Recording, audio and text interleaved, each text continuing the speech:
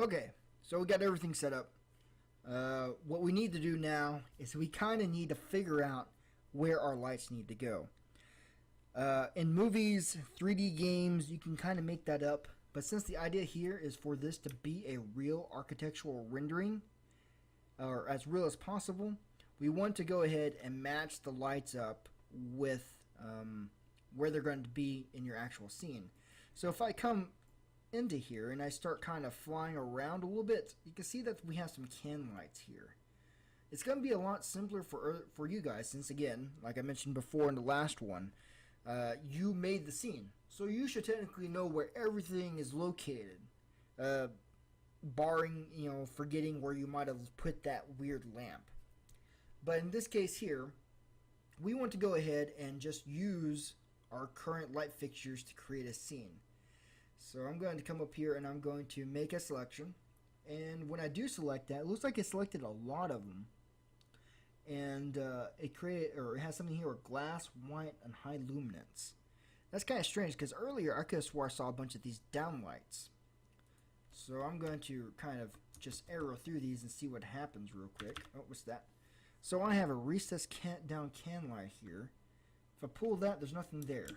There's not a renderer or anything. So if I click on any other object, you can see that there's a mesh renderer, and you can see that there's an object attached to it. So I don't know what's going on with that. It seems like there might just have been an issue with how it merged. So what I'm going to do is do two things. I'm going to do a shift selection. So I'm going to hold down the shift key, or select once here under gravel, because we want to hide some stuff. We just don't want to look at it right now. It's not worth dealing with. So if I hold down shift and select this last one, it'll select everything from the top to the bottom and in between.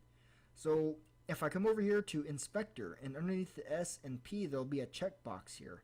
If I click on that, it's going to start hiding stuff on you. And so what I want to do is I want to make sure these can lights are still here, but I think there's some data here I can use, but I'm not 100% sure. So what I'm trying to do is I'm trying to figure out how this data correlates, why these informations from these transforms, and or why I have 52 or 51 transforms, or for downlights is really what I should say, why I have 51 downlights, and then I have one object where all these downlights are combined. That's the answer I'm trying to figure out. So again, I'm going to select those, turn them off for the time being, come up to the top, select the bottom door, and then go all the way up to the top here. Because if I deselect this, that means everything inside of it's going to go. And right now we're just selecting individual pieces and turn them off. Okay, so now I should have only the downlights turned on. And you can tell the difference. You see this downlight here, and then you have door. If you see door slightly grayed out, that means it's turned off. That's the best way to kind of tell. If you don't remember how that works, just select on it and see how this checkbox is here. If I turn that off and on, you can see that it'll toggle. And so with the checkbox turned off, that means you won't see it. It's hidden. It's turned off. That is, this right here, in essence, is the on-off switch. So it looks like we combined all of the downlights into one texture, because when I select those, you can see these blue areas, they all kind of highlight up, and I think it has a glass material on there. Yeah, I've never seen a can light with glass on it. So what we might do is we might end up having to fix that, but for right now it doesn't really matter. What matters is where do the lights go. And so we can do it two ways. We can eyeball it into this area, or we can use the data here. And from the looks of it, the data there isn't going to work, because that gizmo that's right there, oh no, it looks like it did line up with one. It's just in a weird spot. So we can copy and paste some information and make sure the light works there. So now that I know that this light, or this gizmo here, I'm going to undo that. Okay, so since I wasn't supposed to move it, lines up with this glass, and for some reason all of them. I'm just going to use this data and just kind of clean things up as I go. So so you can see how this should work, I'm going to come over here, select this downlight, and then I'm going to go to game object, light, and then spotlight, because I associate can lights or drop down lights with spotlights. You can go with the point light, but I feel that you're going to lose a lot of the ambience that you want. Point lights are things that aren't made to be directional. Spotlights are focused, and they're, to me, what the can lights should look like, because there's always like a really nice ring on the floor when you use those properly, and depending on the bulb, it can get kind of, really nice. But in our case, to make things simple, I'm going to use the spotlight, and then as you learned in the other lighting tutorials, if you don't like it, you can just come and switch out the type of light.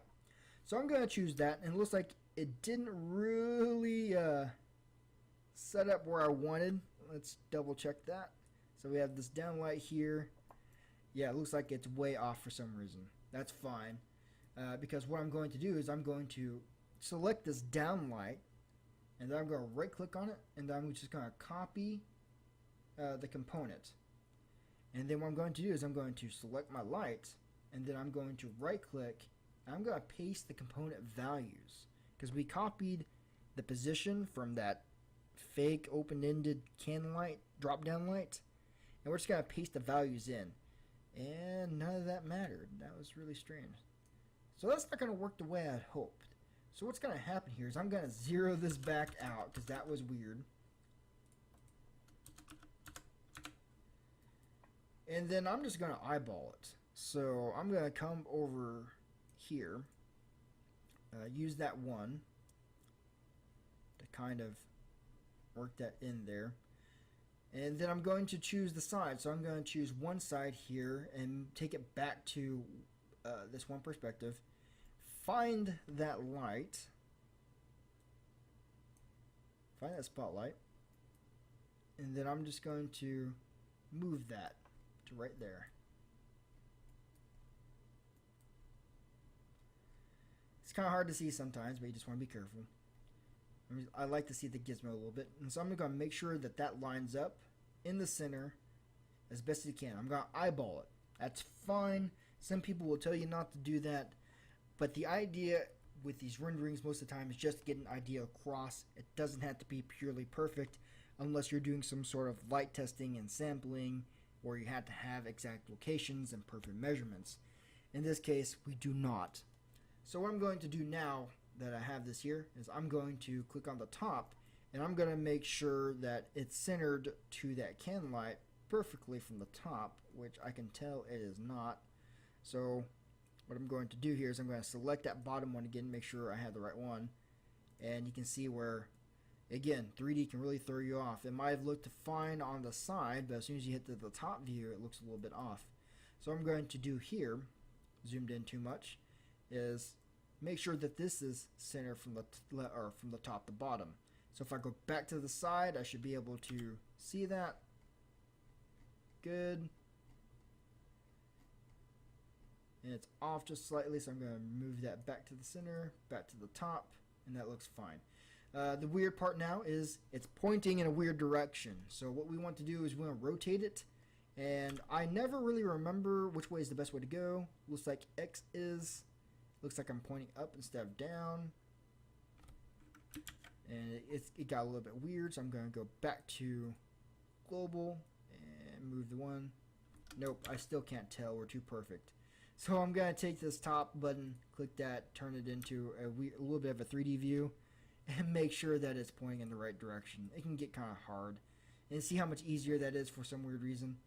The numbers here are still throwing me some weird things, but now that I know I'm close, and like if you understand your 360-degree angles, we should know that this should be pointing down at 90. And just to make things simpler, I should be able to zero these out, because 2,000 something rotations is a little too much. The simpler you can make the numbers, the simpler your life will be. So in that case here, I have one light that's set up the way it needs to be. But the best part about it, it's pretty simple overall. And so what we can do is, actually I'm just taking a visual inventory. looks like this is going to get a little weird. And what I feel is going to happen is, since this didn't give me the results I wanted, like I should have been able to copy this information and paste it into the other, I think these are going to cause more harm than good. And since they don't have any information in there that we need anyways, I'm just going to delete them.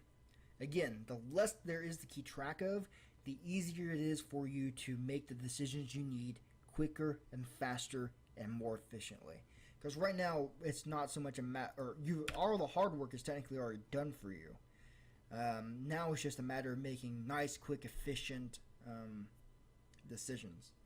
So we have the one light set up, and I'm going to stop it right there, and I'm going to explain what prefabs are.